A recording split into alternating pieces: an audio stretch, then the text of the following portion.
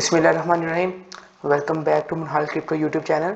आज की जो हमारी वीडियो होने वाली है वो है टेक्निकल एनालिसिस का जो बेसिक ही टॉपिक 1 होता है, जिसको कहते हैं सपोर्ट एंड रेजिस्टेंस। ये एक छोटा सा बेसिक, बिल्कुल ही बेसिक सा कॉन्सेप्ट है जो मार्केट के अंदर इस्तेमाल किया जाता है जब कोई बिगिनर अपनी स्टार्टिंग लर्निंग फेज के अंदर होता है। अभी हम जाते हैं, इसको समझते हैं कि सपोर्ट रेजिस्टेंस एक्चुअली है क्या चीज़ और इससे काम कैसे लेना है मार्केट के अंदर। सपोर्ट रेजिस्टेंस सीखने से पहले हमें एक चीज़ पता होनी चाहिए कि मार्केट कभी भी डायरेक्टली अपवर्ड या डायरेक्टली डाउनवर्ड नहीं जाएगी। ये जाती है 3 टाइप्स ऑफ फेजेस के अंदर। नंबर 1 बुलिश फेज के अंदर जाती है मार्केट, जिसमें lower low higher high higher lows बनाती जाती है। और सेकंड फेज जो होता है वो होता है इसका बियरिश फेज, जिसमें मार्केट डाउनवर्ड जाती है लोअर हाई लोअर लोस बनाते हुए। ठीक है। और इसके साथ जो थर्ड फेज होता है, इसके अलावा और कोई किसी फेज में नहीं मार्केट मूव करती है। जो थर्ड फेज होता है वो इसका होता है साइडवेज, जिसमें मार्केट ना बुलिश मूव करती है ना बेरिश मूव करती है, वो बिल्कुल ही साइडवेज हो जाती है इस तरीके से। ये समझना ज़रूरी है थोड़ा सपोर्ट रेजिस्टेंस को क्लियर करने के लिए। अब हम सपोर्ट रेजिस्टेंस की तरफ बढ़ते हैं। बेसिकली मार्केट जब मूव करती है, एक जगह से जहाँ से उसने एक सपोर्ट ली, यानी कि एक दफ़ा जहाँ से मार्केट उठी तो सेकंड टाइम भी वहाँ से अगर उठती है तो वो लेवल हमारा बन जाता है सपोर्ट का लेवल। ठीक है। अब ये जो हमारा लेवल होगा ये होगा एक एज अ सपोर्ट लेवल यहाँ से, क्योंकि मार्केट ने यहाँ से सपोर्ट लिया है, मार्केट यहाँ से पंप हुई है।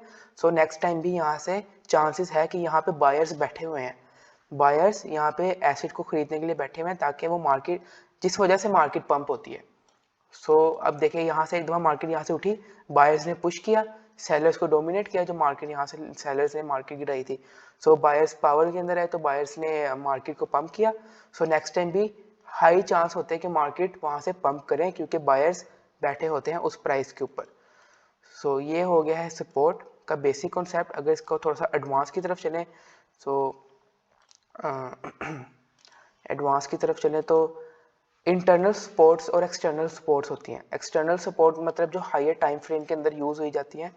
अब जैसे आप वो 1 डे का टाइम फ्रेम देख रहे हैं, और 1 डे का टाइम फ्रेम देख रहे हैं एग्जांपल, तो 1 डे के टाइम फ्रेम के अंदर हमें सपोर्ट कुछ इस तरह वाज़िया तौर पे दिखेंगी। ठीक है ना। मैं थोड़ा सा इस तरफ कर दूँ ताकि वो पीछे अभी आगे नहीं जाते हैं। ये देखें, ये जो सपोर्ट लेवल है, समझे आप 1 डे के टाइम फ्रेम पे देख रहे हैं। ये आपको एक दफ़ा यहाँ से सपोर्ट लिया मार्केट ने इस एरिया से। नेक्स्ट टाइम भी काफ़ी ज़्यादा हाई चांस होते हैं कि मार्केट यहाँ से उठे। ठीक है। और इंटरनल सपोर्ट क्या होती है, जो छोटे छोटे उन्हें पुल बैक्स लेती है मार्केट, थोड़ी सी ऊपर जाती है थोड़ी सी नीचे आती है, उस दौरान जब मार्केट पंप लेती है 1 से 2 दफ़ा, उसको कहते हैं इंटरनल सपोर्ट। ठीक है। इंटरनल सपोर्ट और एक्सटर्नल सपोर्ट क्लियर है। अब हम मूव करते हैं कि थोड़ा सा रेजिस्टेंस वाली साइड पे, कि रेजिस्टेंस क्या है। बेसिकली सपोर्ट यही है कि मार्केट एक लेवल से सहारा लेती है, वहाँ पे बायर्स होते हैं तो उसको पंप आने का चांस होते हैं मार्केट को। और रेजिस्टेंस की तरफ चलें तो जो रेजिस्टेंस होती है वो उसमें होता है कि मार्केट एक दफ़ा यहाँ से रिजेक्शन लेती है, नेक्स्ट टाइम रिजेक्शन लेती है, तो ये एज अ रेजिस्टेंस बन गई। तो नेक्स्ट टाइम भी चांस होता है कि मार्केट इस तरह से रिजेक्शन ले। अब देखें, मार्केट यहाँ से सपोर्ट ली, ये सपोर्ट लेवल था मार्केट का, ये वाला मार्केट ने यहाँ से सपोर्ट ली, ये रेजिस्टेंस लेवल था इसका। रेजिस्टेंस माने यहाँ से इसने रिजेक्शन लिया अच्छी वाली, यहाँ पे सेलर्स बैठे हैं। नेक्स्ट टाइम क्या हुआ, जब मार्केट यहाँ से पंप होकर आई है तो ये एज ए रेजिस्टेंस काम करेंगे, और रेजिस्टेंस मार्केट को डंप करती है क्योंकि यहाँ पे सेलर्स बैठे होते हैं। नेक्स्ट टाइम इसकी सपोर्ट लेके मार्केट ने उठी है, यहाँ से दोबारा रेजिस्टेंस पे गई है, तो दोबारा ने मार्केट में सेलर्स आए हैं और सेलर्स एक्टिवेट हुए हैं और मार्केट यहाँ से गिरी है। अब एक और छोटा सा कॉन्सेप्ट है सपोर्ट और रेजिस्टेंस के अंदर ही, कि जब सपोर्ट ब्रेक हो जाती है, जैसा देखें ये सपोर्ट लेवल था, ये ब्रेक हो गया, तो फिर ये as a resistance level act करेगा।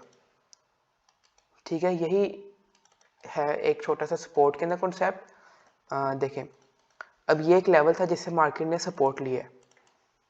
ठीक है। मार्केट एक दफ़ा उठी यहाँ पे बायर से, सेकंड टाइम आई यहाँ पे, तो बायर्स एक्टिवेट हुए यहाँ पे और बायर्स ने फिर मार्केट को पंप किया।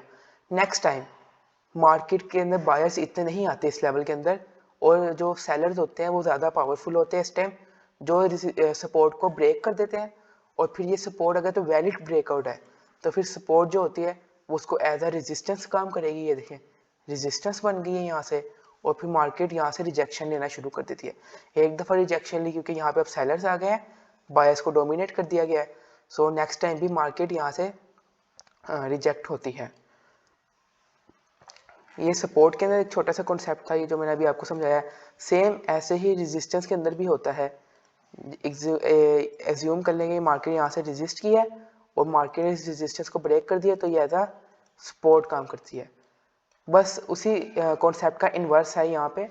अब देखें जैसे ये एक अच्छी रेजिस्टेंस लेवल है हमारे पास, सो अब ये देखें मार्केट ने एक दफ़ा रेजिस्टेंस ली यहाँ से, दूसरी दफ़ा रेजिस्टेंस ली क्योंकि यहाँ पे दोनों पे सेलर्स आए हुए थे इस टाइम इस लेवल पे ऊपर। सो मार्केट ने जब रेजिस्टेंस लिया तो नेक्स्ट टाइम गई है तो रेजिस्टेंस दोबारा लिया है। जब मार्केट ने यहाँ से दोबारा रेजिस्टेंस लेने की कोशिश की तो सेलर इस टाइम वीक हुए हुए थे, बायर स्ट्रॉन्ग थे। सो बायर्स ने पंप किया और इसको ब्रेकआउट कर दिया, जिसको कहते हैं वैलिड ब्रेकआउट हो गया। सो जब वैलिड ब्रेकआउट हो जाए तो वो एज अ रेजिस्टेंस सपोर्ट काम करती है, क्योंकि देखिए जब ये ब्रेकआउट हो गया मार्केट का तो यहाँ पे जो रेजिस्टेंस लेवल था ये वाला, ये एज अ सपोर्ट एक्ट करने लग गया। सो अभी इसी चीज़ को हम लोग लाइव चार्ट के ऊपर भी चेक कर लेते हैं कि किस तरीके से हमें दिखती है लाइव चार्ट के ऊपर। सो ये रहा लाइव चार्ट, थोड़ा सा इतना क्लियर नहीं होता, कॉम्प्लिकेटेड सा होता है, लेकिन एक दफ़ा अगर हमें समझ आ गई है तो काफ़ी अच्छा है। सो मैं भी आपको बताता हूँ, ये देखें ये एक सपोर्ट लेवल था मार्केट का, एक दफ़ा यहाँ से मार्केट ने सपोर्ट ली। मैं अगर जोन ड्रॉ करूँ, ये देखें ये एक सपोर्ट लेवल है, मार्केट यहाँ से उठी है एक दफ़ा, सो सेकंड टाइम भी उठी तो हमें कंफर्म हो गया कि ये एक अच्छा सा सपोर्ट लेवल है। सो नेक्स्ट टाइम जब मार्केट इस लेवल पर टैप किया तो यहाँ से उठी है, ये देखें यहाँ पे टैप करी, जब ये रेड कैंडल इधर आई इसको टैप किया तो यहाँ से एक दफ़ा छोटा सा पंप आया। नेक्स्ट टाइम जब इसके पास आई तो फिर अच्छा सा पंप दे के गई है, देखिए कितना अच्छा पंप दिया है। सो अब जो रेजिस्टेंस लेवल है वो इसी के ऊपर भी देखें, इसी के ऊपर हमें रेजिस्टेंस लेवल भी मिल जाता है, बिकॉज ये देखें एक ये रेजिस्टेंस लेवल हो गया। अच्छा ये देखें मार्केट ने एक दफ़ा यहाँ से रेजिस्टेंस ली, सेकंड टाइम रेजिस्टेंस ली, सो हमें कंफर्म हो गया कि ये एक अच्छी रेजिस्टेंस लेवल है कि यहाँ पे इस टाइम सेलर्स बैठे हुए हैं जो मार्केट को डोमिनेट कर रहे हैं, और सॉरी बायर्स को डोमिनेट कर रहे हैं। सो जब नेक्स्ट टाइम मार्केट इधर आई है इसको टैप किया है और यहाँ से रेजिस्ट हुई है, ठीक है। तो जो यहाँ पे अगर फ्यूचर ट्रेडिंग करते हैं तो यहाँ पे वो लोग शॉर्ट की ट्रेड ले सकते थे यहाँ तक अपना take profit risk reward ratio के हिसाब से, और जो सपोर्ट करते हैं उनको सिर्फ लॉन्ग की अपॉर्चुनिटी ढूंढनी चाहिए, जिस तरीके से यहाँ पे एक लॉन्ग की अपॉर्चुनिटी मिली है हमें। सो यहाँ पे उनका बाय ऑर्डर होता, टेक प्रॉफिट उनका यहाँ तक होता, और देखिए कितनी अच्छी ट्रेड थी। ये एक बेसिक कॉन्सेप्ट के ऊपर मैं बता रहा हूँ किस तरीके से ट्रेड लेनी है। और अब हम देखते हैं अगर ये रेजिस्टेंस लेवल था ना, ये देखें यहाँ से रेजिस्टेंस है, यहाँ से रेजिस्टेंस है, जब हमें पता चला कि ये एक अच्छी रेजिस्टेंस लेवल है, सो हमने यहाँ पे ट्रेड प्लान कर सकते हैं अपनी शॉर्ट की। बट यहाँ पे देखिए अगर हम लोग थोड़ा सा इसको मैं जूम करूँ, सो इस लेवल के ऊपर मार्केट ने इसका ब्रेकआउट कर दिया है, ये देखें ये जो लेवल है इधर मार्केट ने रेजिस्टेंस लेवल को ब्रेक कर दिया। सो अब जैसे मैंने आपको बताया था जब मार्केट रेजिस्टेंस लेवल को ब्रेक कर देती है तो वो एज अ सपोर्ट एक्ट करता है। सो अब देखते हैं मार्केट अगर आई है यहाँ पे, ये देखें बिल्कुल एग्जैक्ट लेवल से मार्केट ने यहाँ से सपोर्ट लिया है, ठीक है ना। अब देखें ये एक सपोर्ट, अब ये जो सपोर्ट बनी थी मार्केट की अब ये ब्रेक हो गया तो ये एज अ रेजिस्टेंस काम करनी चाहिए। सो ये देखें एक दफ़ा मार्केट ने इसको ब्रेक कर दी यहाँ तक, दोबारा गई तो ये एज अ रेजिस्टेंस काम करने लग गई, ठीक है। और एक दफ़ा ये जो हमने सपोर्ट ड्रॉ की हुई है ये यहाँ पे भी एक दफ़ा काम आई है क्योंकि मार्केट ने इतनी कैंडल इतनी बड़ी वीक छोड़ी हुई है यहाँ पे। सो ये देखें यहाँ तक गई है मार्केट इस लेवल तक आके, सो एक और दफ़ा सपोर्ट काम कर गई है हमारी यहाँ पे। सो अगर मैं नीचे जाऊँ थोड़ा सा, अच्छा सो ये देखें ये एक सपोर्ट लेवल था हमारा। नेक्स्ट टाइम जब मार्केट ने इसको टैप किया तो देखिए कितना अच्छा प्रॉफिट दिया। स्पोर्ट वालों के लिए एक डिसेंट प्रॉफिट है, देखिए 46%, ये मैं आपको 4 आवर्स के अंदर बता रहा हूँ XRP के अंदर। बहरहाल अपना अगर हम लोग खुद का रिस्क मैनेजमेंट करें तो ज़्यादा मसला नहीं होता, अच्छी ट्रेड्स निकल जाती हैं। अगर हम इसको जूम करें तो ये देखें अब ये एक सपोर्ट लेवल है हमने मार्क कर लिया ये वाला, ये एक सपोर्ट लेवल है। अब देखें, अब मार्केट को नेक्स्ट टाइम यहाँ से उठना चाहिए। मैं थोड़ा सा इसको क्लियर कर दूँ। ये सपोर्ट लेवल है। अब मार्केट एक दफ़ा इसके पास आई है, इसने पंप लिया अच्छा वाला।